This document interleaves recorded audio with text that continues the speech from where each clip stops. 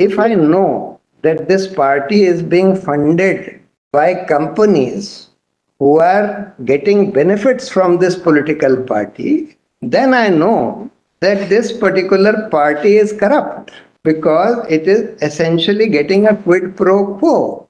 And I suspect, and I'll show the figures.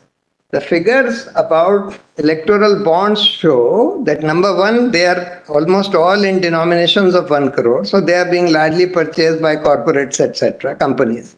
Number two, they are essentially only being given to ruling parties. Bulk goes to the ruling party at the center, more than 50%. Remaining go to ruling parties in the states. And virtually nothing by way of electoral bonds goes to parties which are not ruling parties, either in the center or the state. I'm only showing this to show that one of the justifications given by the government for introducing the electoral bond scheme was, they said that, look, we are introducing this anonymous instrument of funding political parties because donors are reluctant to disclose who they are funding to. So we asked this question, was any representation received from any donor whatsoever that, look... No, but you don't have to have a representation from a donor to perceive that reluctance. I mean, we're just trying to analyze, RTI response really will not carry your submission any further. No, I'm saying that government should have some... There's an assumption that, look, if you disclose the name of the donor, there'll be other political parties who will know that you have contributed to this political party, and therefore they might be subject to, suppose a donor is carrying on business in the state. If the name of the donor is made available to all the political parties, the rival political parties will say, well, or especially if you are making a contribution to a party which is not in power. Only fear would be from the party. That's the logic. Whether it's valid or not is what we have to decide. Correct. Now, Your Lordship may come back to my written submission. I just want to Prashant Bhushan, you're on.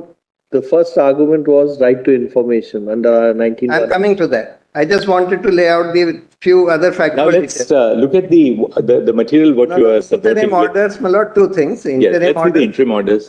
Where are they? Page 15, bottom. Volume? Volume 1. Pausing here, my lord, I pointed out that the political party can well turn around and say, we don't even know. I'm saying that, and ultimately, my lord... The purchaser of the bond may not be the person who is actually handing it over to the political party. That's right. That's why they may say that we don't know. And they can also say that it was not even handed over in person. It was just left at our doorstep. So, or couriered to us. Anything they can say. Who's the election commission is appearing before us? Yes. I'll just read out. Who's appearing for the election commission? Mr. Sharma, you have details of this data which has been submitted pursuant to the interim order. But this is pertaining to 2019. That interim order was passed in 2019. So pertaining to that, the data is with us.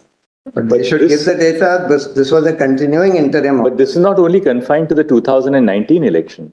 The mandate is that you must continue to maintain this data. Because if my laws requires... So, Mr. Sharma, let's be very clear. This is an interim order. That's right. It will continue till the decision. So there are 40 legal lawsuits. Pausing here, my lord.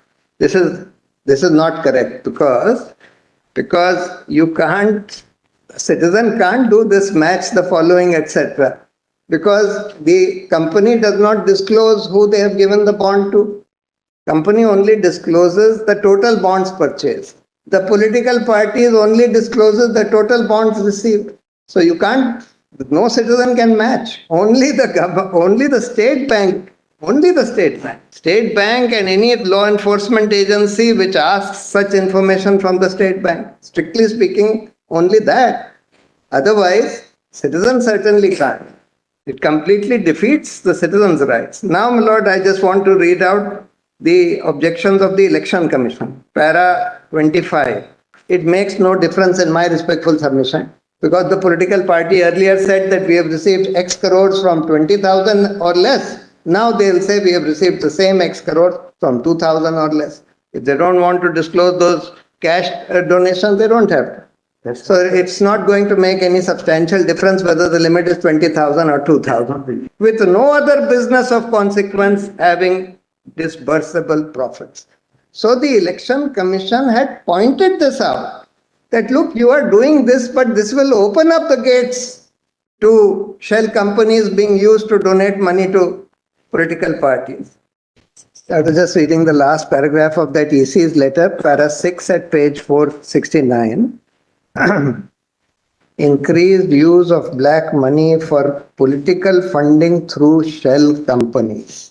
As I said, my lord, what could be happening is that, let's say, one of the allegations in that Adani matter is that the money which was siphoned out by over-invoicing to companies which are registered in tax havens were thereafter funneled into these companies. Now, suppose, my lord, that money is now funneled through a subsidiary to political parties. That's really black money.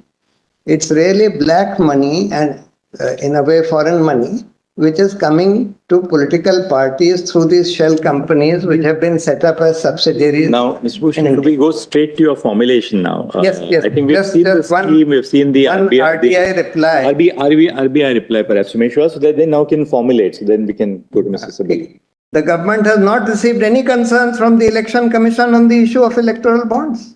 They treat this so casually, you can just say whatever you want and get away with it. One other thing that is that political parties are given a common symbol.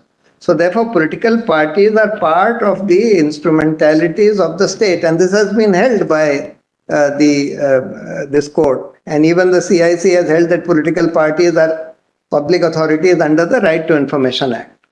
The Association for Democratic Reform. Now, this was a very, very important case, my lord. I have quoted it here also, because this was the case where they mandated the disclosure of assets, liabilities, criminal antecedents, and educational backgrounds of candidates contesting election by means of an affidavit.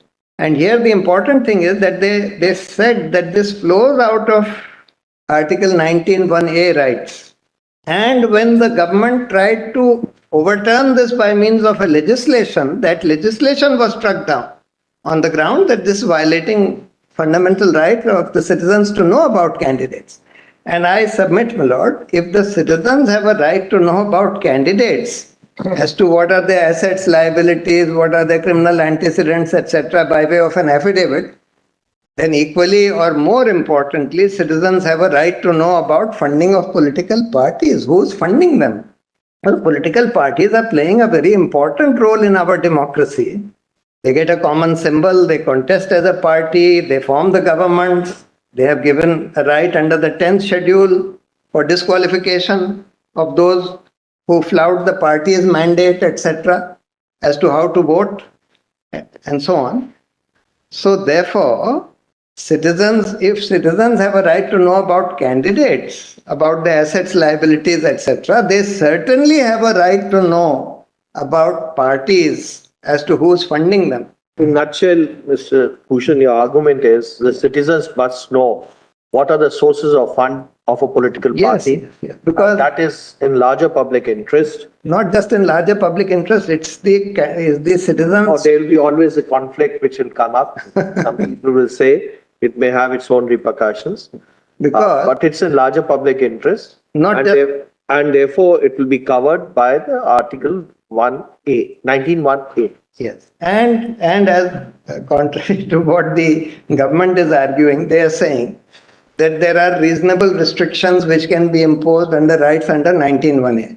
But those reasonable restrictions, firstly, they have to be reasonable, proportionate. Secondly, they have to be covered by one of the 6-7 things which are mentioned there, public order, etc., etc. Obviously, my lord, the funding of political parties cannot be covered by any one of those grounds which are mentioned in 19(2) as grounds on which restrictions can be imposed on this fundamental right under 19(1)(a). So therefore, my lord, and moreover about funding of political parties, there is also this problem. If I know that this party is being funded by companies who are getting benefits from this political party, then I know that this particular party is corrupt. because it is essentially getting a quid pro quo. And I suspect, and I'll show the figures. The figures about electoral bonds show that number one, they are almost all in denominations of 1 crore. So they are being largely purchased by corporates, etc., companies.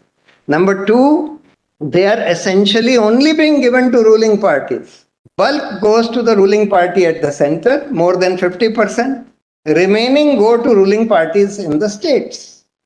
And virtually nothing by way of electoral bonds goes to parties which are not ruling parties, either in the center or the state.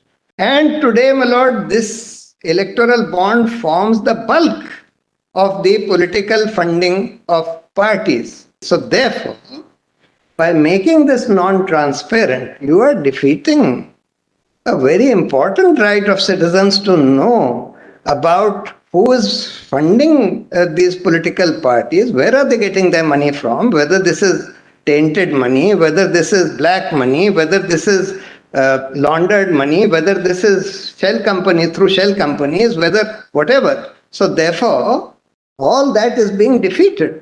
Therefore, my lord, this will clearly violate Article 19(1)A rights, and this 19(1)A